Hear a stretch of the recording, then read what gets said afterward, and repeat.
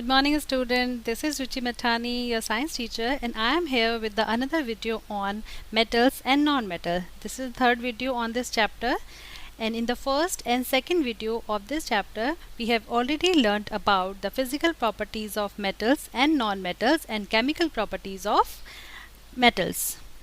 In this video we will learn about the three major topics. First is chemical properties of non-metal, second is uses of metals, and third is uses of non-metals. Children, there is a request to you. Subscribe this channel if you are new on this channel.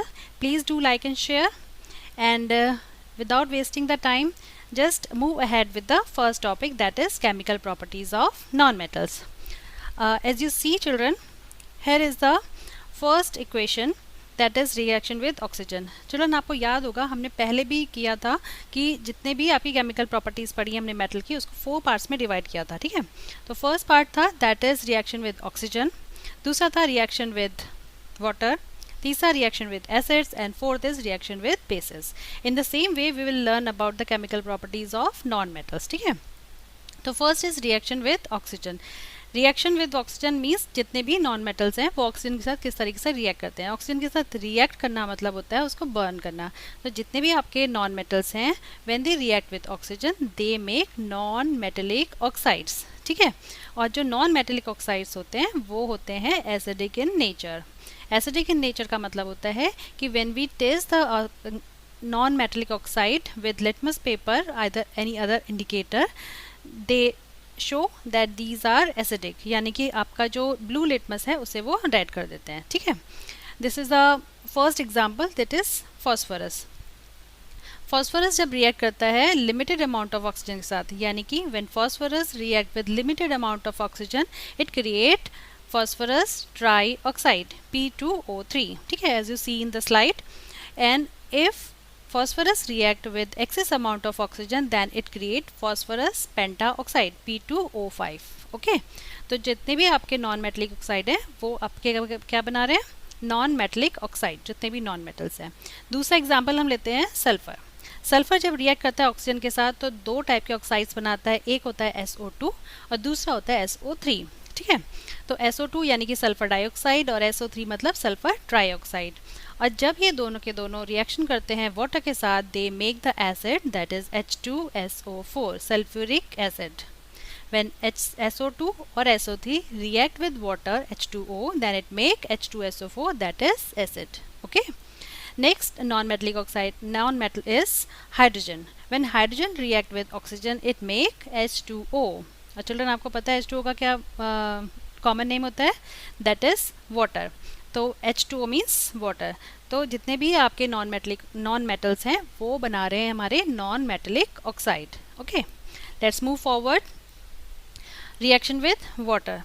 Non metallic oxide water के साथ normal condition में कोई reaction नहीं करते हैं. ठीक है, next is reaction with acids. Reaction with acid means जितने भी आपके नॉन मेटल्स हैं वो एसिड के साथ जो है हाइड्रोजन गैस को रिप्लेस नहीं करते हैं. चलो आपको याद होगा जब हमने केमिकल प्रॉपर्टीज़ ऑफ मेटल किया था उसमें जो आपके मेटल्स होते हैं वो डाइल्यूट हाइड्रोक्लोरिक एसिड के साथ यानी HCl के साथ हाइड्रोजन गैस को रिप्लेस करते हैं, यानी कि हाइड्रोजन गैस पॉपअप साउंड के साथ इवॉल्व होती है. लेकिन जो आपके नॉन मेटल्स होते हैं वो डाइल्यूट एसिड्स के साथ हाइड्रोजन को रिप्लेस नहीं करते हैं. ठीक है, next is reaction with basis.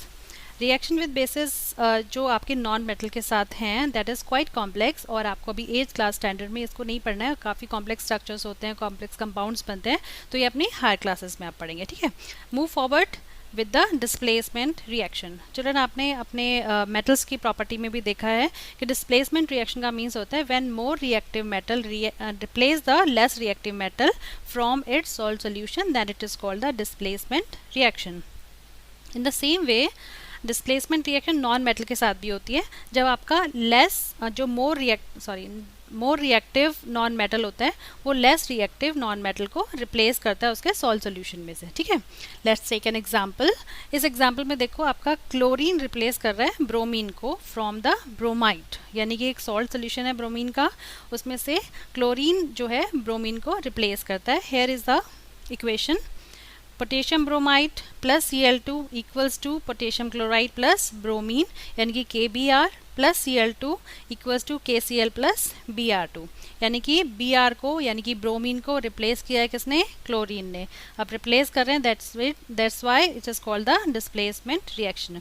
तो all these are the chemical reactions of non metal. Okay children, so move forward with the uses of metals and non-metals. Uses of metals. First जो metal हम लेंगे that is iron. आपने बहुत सारे metals देखे हैं अपने आसपास, हमने स्टडी भी कर लिया उसकी फिजिकल केमिकल प्रॉपर्टीज़ के बारे में. तो just because of various physical properties, जैसे आपका डक्टिलिटी होता है, मेलिबिलिटी है, टेंसिल स्ट्रेंथ है, सोनोरस प्रॉपर्टी है, तो इन सब के बेसिस पे हम उसे डिफरेंट प्लेसेस पे किस तरीके से मेटल्स को यूज़ करते हैं. तो पहला हम आयरन ले रहे हैं. तो iron is use for making bridges. Children आपको पता है कि आयरन जो होता है उसकी हाई टेंसिल स्ट्रेंथ होती है, यानी कि बहुत स्ट्रॉन्ग होता है. इसीलिए जितने भी ब्रिजेस बनाए जाते हैं और इंजन पार्ट्स बनाए जाते हैं जनरली बनाए जाते हैं आयरन से, ठीक है, क्योंकि वो बहुत स्ट्रॉन्ग होते हैं. जो आपका रेलवे ट्रैक है वो सब कुछ आयरन से बनता है क्योंकि स्ट्रॉन्ग होते हैं, ठीक है. दूसरा आपके हैं इसकी शीट्स बनाते हैं. शीट्स बनाने की जो प्रॉपर्टी होती है that is called the malleability. तो मेलिबिलिटी की प्रॉपर्टी होने की वजह से आयरन को हम चेंज कर सकते हैं शीट्स में, और जो हम यूज़ करते हैं अपने घर बनाने में और बहुत सारी जगह पे शीट्स की फॉर्म में उसको यूज़ करते हैं. एक होता है आपके आयरन बार्स बनाने में. आयरन बार्स का मतलब होता है जब कोई भी कंस्ट्रक्शन वर्क होता है, मकान बनता है, तो उसमें जो रॉड जैसी स्ट्रक्चर होते हैं that is called the iron bars. तो वो बनाने के लिए भी आयरन को यूज़ किया जाता है. This property is called ductility. तो डक्टिलिटी की प्रॉपर्टी की वजह से हम जो है आयरन को यूज़ कर रहे हैं. तो ये बहुत सारी प्रॉपर्टी हैं जिसकी वजह से हम आयरन यूज़ करते हैं बहुत अलग अलग डिफरेंट प्लेसेस पे अपनी लाइफ में, ठीक है. नेक्स्ट हम एग्जाम्पल लेते हैं कॉपर. चिल्ड्रन आपने सबने कॉपर देखा है. हमारे घर पे बहुत सारे कॉपर के यूटेंसिल्स होते हैं, बर्तन होते हैं. उसके अलावा बहुत important that is copper wire. तो कॉपर इज़ इलेक्ट्रिसिटी और हीट दोनों का जो है गुड कंडक्टर होने की वजह से हम उसको यूज़ करते हैं अपने वायर्स बनाने में. वायर्स के बनाने से क्या होता है, एक तो वो चीप होता है, ईजीली अवेलेबल होता है, और उसके अलावा वो गुड कंडक्टर ऑफ इलेक्ट्रिसिटी है. तो इसके लिए हम कॉपर के वायर बनाते हैं. और दूसरे हैं हमारे कॉपर के यूटेंसिल्स, कैटल्स बनाने में. तो क्योंकि हीट के लिए भी गुड कंडक्टर है, तो इसकी वजह से उसमें हीट इवनली जो है चारों तरफ डिस्ट्रीब्यूट होती है.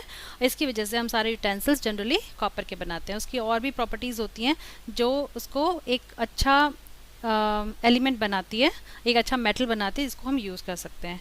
एक होते हैं मेकिंग एलॉयज़. एलॉय का मतलब होता है कि अगर हम कॉपर में कोई दूसरा एलिमेंट मिक्स करके कुछ और एलिमेंट बनाते हैं that is called the alloy, क्योंकि इसके साथ हम मिला के और भी चीज़ें बनाते हैं और उसको हम डिफरेंट प्लेसेस पे यूज़ कर सकते हैं, ठीक है. Next element is silver. Silver क्या होता है, जैसे आपको पता है कि हमारे घर में जैसे हमारी घर के लोग हैं वो ज्वेलरी पहनते हैं, तो बहुत सारी जगह पे सिल्वर को हम ज्वेलरी के लिए यूज़ करते हैं. ये तो बहुत कॉमन सा हो गया. एक होता है आपका इलेक्ट्रोप्लेटिंग में. बहुत सारे जो यूटेंसिल्स होते हैं, बहुत सारे ऑर्नामेंटल चीज़ें होती हैं, उसके ऊपर एक कोटिंग होती है सिल्वर की that is called the electroplating. तो एक इलेक्ट्रोप्लेटिंग का प्रोसेस होता है, इसके थ्रू ये किया जाता है. तो बहुत सारे यूटेंसिल्स पे, बहुत सारे ऑर्नामेंटल चीज़ेस पे, बहुत सारे और चीज़ों पे भी जो है इलेक्ट्रोप्लेटिंग यानी कि सिल्वर की कोटिंग की जाती है, ठीक है. एक होता है मिररिंग. मिररिंग मतलब होता है सिल्वरिंग ऑफ मिरर का मतलब होता है कि मिरर आपका ग्लास से बनता है, और ग्लास का वन साइड पे अगर हम सिल्वर की कोटिंग करते हैं तो उससे क्या होता है, वो उसमें रिफ्लेक्शन होने लग जाता है और वो मिरर में कन्वर्ट हो जाता है. तो this is called silvering of mirror. तो सिल्वर आपका इस तरीके से यूज़ होता है. Next is lead. Lead basically क्या होता है, बैटरीज में यूज़ होता है. ऑटोमोबाइल की जो बैटरीज होते हैं उसमें यूज़ होता है. उसके अलावा लेड के पाइप बनते हैं. प्रोटेक्टिव स्क्रीन बनती है आपकी एक्सरे की, वहाँ पे यूज़ होता है. मशीनरी में बहुत सारी जगह पे यूज़ हो सकता है. तो डिफरेंट टाइप के कंपाउंड्स बनाने में तो ये बहुत सारे इनके यूजेस हो सकते हैं कि हम कहाँ कहाँ पे इसको यूज़ कर रहे हैं. तो all these are the uses of metal. जैसे आपने मेटल के यूजेस देखे, अब हम देखते हैं नॉन मेटल्स के क्या क्या यूज़ है. पहला आपका जो एक पिक्चर आपको यहाँ पे शो हो रही है, all these are the uses of metal in different forms. कि आयरन आप कहाँ यूज़ कर रहे हैं, आप गोल्ड कहाँ यूज़ कर रहे हैं, आप मरकरी कहाँ यूज़ कर रहे हैं, उसके अलावा जिंक कहाँ पे यूज़ कर रहे हैं, ठीक है, कॉपर कहाँ यूज़ कर रहे हैं. तो this is the picture way you can see the uses of metals. So move forward with the use of non metals. अब नॉन मेटल्स की बारी आती है। बहुत सारे नॉन मेटल्स हैं। आपको कोई चीज़, कोई नॉन मेटल से याद आ रहा है अभी? यस, जैसे आपके हो सकते हैं सल्फर, उसके अलावा कार्बन। यस, कार्बन का एक जो कंपाउंड हम देखते हैं, जैसे एक होता है आपका कोल, उस फॉर्म में यूज़ करते हैं, या फिर एक दूसरा फॉर्म होता है डायमंड। तो फर्स्ट हम ले रहे हैं कार्बन। कार्बन का एक डिफरेंट फॉर्म है जिसको बोलते हैं डायमंड। डायमंड जो होता है वो देखने में ब्लैक कलर का नहीं दिखता है, लेकिन वो एक कार्बन का फॉर्म होता है जिसको यूज़ करते हैं ज्वेलरी बनाने में। ठीक है, एक और कार्बन का फॉर्म होता है that is called the graphite. और ग्रेफाइट आपने देखा होगा बच्चों, आपका जो पेंसिल होती है उसके सेंटर में जो लीड होती है दैट इज द ग्रेफाइट। ये बनाने में, पेंसिल बनाने में हम इसको यूज करते हैं। तो carbon is use as diamond in the jewellery and carbon use in the form of graphite in the pencil. Okay, pencil lead. Move forward with the another point that is nitrogen. Nitrogen होता है manufacturing of fertilisers. आपने अपने first chapter micro ये crop production में आपने पढ़ा है कि जो सॉइल फर्टिलिटी होती है वो बहुत डिपेंड करती है नाइट्रोजन एलिमेंट पे, कि अगर हमारी सॉइल में नाइट्रोजन ज़्यादा अमाउंट में है तो हमारी सॉइल बहुत फर्टाइल होती है। ठीक है, तो उसके लिए हम उसमें फर्टिलाइजर्स डालते हैं। तो फर्टिलाइजर्स बेसिकली क्या होता है, एक कंपाउंड उसमें मेन होता है दैट इज़ द नाइट्रोजन। तो वो डिफरेंट फॉर्म में हो सकता है, वो अमोनियम की फॉर्म में हो सकता है, वो नाइट्रिक एसिड की फॉर्म में हो सकता है।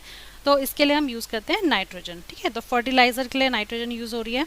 तीसरा है हमारा क्लोरीन। क्लोरीन जो है आपका फर्स्ट यूज, जैसे हम यूज़ कर सकते हैं ब्लीचिंग के लिए। ब्लीचिंग का मतलब होता है कि किसी में भी कलर है अगर, तो कलर को अगर आपको रिप्लेस करना है, हटाना है, तो उसको आप यूज़ कर सकते हैं क्लोरीन। तो क्लोरीन जो यूज़ करते हैं ब्लीचिंग के लिए। ब्लीचिंग मतलब कलर वाले पार्ट को हटाना है, तो that is called bleaching. Sterilising of water, that means कि अगर हमारे एरिया में, हमारे घर में कहीं पे भी कंटामिनेटेड वाटर है, कंटामिनेटेड मतलब उसमें कुछ जर्म्स हैं, कुछ गंदा है, तो उसको अगर हमें क्लीन करना है, माइक्रो ऑर्गेनिजम्स हैं, तो उनको अगर हटाना है तो उसके लिए हम उसमें क्लोरीन की टैबलेट्स डालते हैं। जैसे हमारे घर पे आरओ है, उसमें भी हम क्लीनिंग के लिए यूज़ कर सकते हैं। वाटर टैंक्स हैं, उसमें क्लोरीन टैबलेट यूज़ की जाती है जिससे कि उसमें जो कंटामिनेशन है वो क्लीन हो जाए। ठीक है, मैन्युफैक्चरिंग ऑफ क्लोरीन कंपाउंड्स, बहुत सारी चीज़ों में क्लोरीन कंपाउंड्स की ज़रूरत पड़ती है, तो उसको बनाने में भी क्लोरीन यूज़ होगी। Next is sulphur. Sulphur is also an important non metal which is use for making match sticks. Match sticks आप सबने देखी है, और उसमें जो आपका टिप में जो बर्निंग एरिया होता है, जो उसमें चीज़ लगी होती है, that is the sulphur. Sometimes use phosphorus also. तो सल्फर क्या होता है, ये मैच स्टिक बनाने में यूज़ होता है, क्योंकि ये बर्निंग जो है हाईली एक्टिव होता है, हाईली रिएक्टिव होता है, तो इसके लिए इसको यूज़ किया जाता है। उसके अलावा सल्फ्यूरिक एसिड बनाने में, बहुत सारी केमिकल फैक्ट्रीज़ में एसिड की ज़रूरत होती है, तो उसको बनाने के लिए भी हम यूज़ करते हैं सल्फर को। ठीक है, this is the picture. In this picture, first we have the diamond which is used for jewelry. Second is sulfur that is used for matchstick, and third is the sulfur used as the ingredient in paint. Okay now? Okay. Next non-metal is iodine. Iodine is used for making iodized salt. Children, आपको पता है कि salt आपका जो है सी से हमको मिलता है, लेकिन जो सी से सॉल्ट मिलता है दैट इज़ सी सॉल्ट। और ये जो होता है, अगर हम नॉर्मल एज इट इज़ लेते हैं तो हमारी बॉडी में एक नॉन मेटल जिसकी कमी हो जाती है, दैट इज़ आयोडीन। और अगर आयोडीन हमारी बॉडी में कम होता है तो उसकी वजह से जो हमारे नेक एरिया में एक थायराइड ग्लैंड होती है वो स्वेलो अप हो जाती है, यानी कि फूल जाती है, और इस डिजीज़ को बोलते हैं गॉइटर। तो अगर हमारी बॉडी में आयोडीन का प्रॉपर अमाउंट प्रेजेंट है, या हम आयोडीन प्रॉपर इनटेक कर रहे हैं, तो उसकी वजह से क्या होता है, थायरॉक्सिन प्रॉपर रिलीज होता रहता है थायराइड ग्लैंड से, और गॉइटर नहीं होता है। तो उसके लिए अगर हमें आयोडीन लेना है तो हम उसके सप्लीमेंट्स यूज़ करते हैं। तो एक सप्लीमेंट सॉल्ट हो सकता है। तो जब हम सॉल्ट हम डेली बेसिस पे खाते हैं तो उसमें आयोडीन होता है, आयोडाइज सॉल्ट इसीलिए बोलते हैं। तो हम उस सॉल्ट को जब लेते हैं तो वो हमारी बॉडी में आयोडीन प्रोवाइड करता है। ठीक है, दूसरा है tincture iodine. Tincture iodine use होता है एज एन एंटीसेप्टिक। टिंचर आयोडीन एक पर्पल कलर का सोल्यूशन होता है, जिसको कहीं भी अगर हमें बॉडी में चोट लग जाती है तो जैसे हम सेवलॉन या हम डेटॉल यूज़ करते हैं, जस्ट लाइक दैट हम टिंचर आयोडीन भी यूज़ करते हैं।